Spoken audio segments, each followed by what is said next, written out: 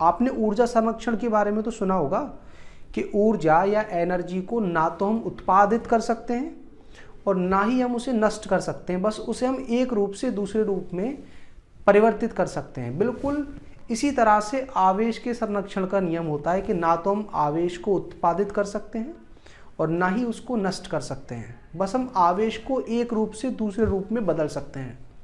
अब आप में से कुछ बच्चे ये जानना चाह रहे होंगे कि सर ऐसा होता क्यों है, वो मैं आपको समझा देता हूँ। देखो, ये दोनों जो वस्तुएं थी जिन्हें हमने घर्षण के द्वारा आवेशित किया था, घर्षण मतलब रगड़ने से पहले ये दोनों अनावेशित थी, तो इन पर आवेश क्या क्या थे, इस पर भी जीरो।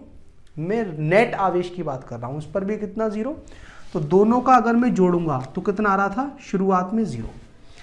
जब मैंने इन दोनों को आपस में रगड़ा तो 4 इलेक्ट्रॉन पहली वस्तु से दूसरी वस्तु में चले गए, जिससे इस पर तो आ गया प्लस का 4e चार्ज, इस पर आ गया माइनस का 4e चार्ज। और अगर आप इन दोनों आवेश को अब जोड़ो घर्षण कर लेने के बाद, तो इन दोनों को अगर जोड़ोगे तो जितना धनावेश पहली वस्तु पर है उतना ही ऋणावेश दूसरी वस्तु पर है, तो अब भी कुल आवेश क्या आएगा, जीरो। तो आप देख सकते हो, ना तो आवेश को आपने उत्पादित किया है ना ही आवेश को आपने नष्ट किया है। वो पहले भी जीरो था, अभी भी जीरो है, लेकिन आपने उसके रूप को बदल दिया।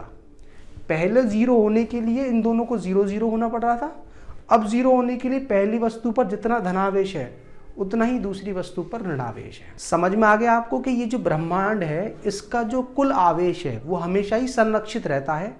बस जब आप वस्तुओं को एक दूसरे से रगड़ रहे हो तो केवल आवेश के रूप को परिवर्तित कर रहे हो, आवेश तो जितना शुरुआत में था उतना ही बाद में रहता है। अब देखिए, आवेशों के संरक्षण पर आधारित जो प्रश्न हमने सेलेक्ट किया है वो कुछ इस प्रकार से है कि 3 धात्विक गोले हैं x, y और z, जिन पर क्रमशः 10 कूलाम, -10 कूलाम और 10 कूलाम के आवेश हैं।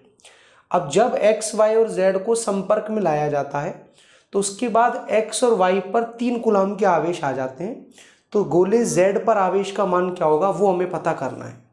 तो आवेश के संरक्षण में मैंने आपको ये समझाया है कि आवेश को ना हम उत्पन्न कर सकते हैं ना ही हम उसे नष्ट कर सकते हैं। तो x, y और z का संपर्क में आने से पहले जो कुल आवेश होगा, संपर्क में लाने के बाद भी कुल आवेश का मान वही होगा। तो संपर्क से पहले x का आवेश है 10 कूलाम, y का आवेश है -10 कूलाम और z का आवेश है 10 कूलाम। तो तीनों ही आवेशों का योगफल जो होगा संपर्क में लाने से पहले और संपर्क में लाने के बाद वो समान रहने वाला है। और संपर्क में लाने के बाद x और y के तो पता है हमें, z का हमें पता करना है। तो संपर्क में लाने से पहले उनका कुल आवेश कितना था, 10 कूलाम। तो संपर्क में लाने के बाद भी कितना होना चाहिए, 10 कूलाम ही। तो 6 कूलाम तो x और y का कुल हो गया। तो z पर जो आवेश है वो किस तरह से होगा कि तीनों का योगफल अभी भी 10 कूलाम आएगा। तो z पर जो आवेश का मान आएगा वो कितना आ जाएगा, 10 में से 6 कूलाम घटाओगे तो 4 कूलाम। ये गोले z पर आवेश का मान होगा संपर्क में लाने के बाद।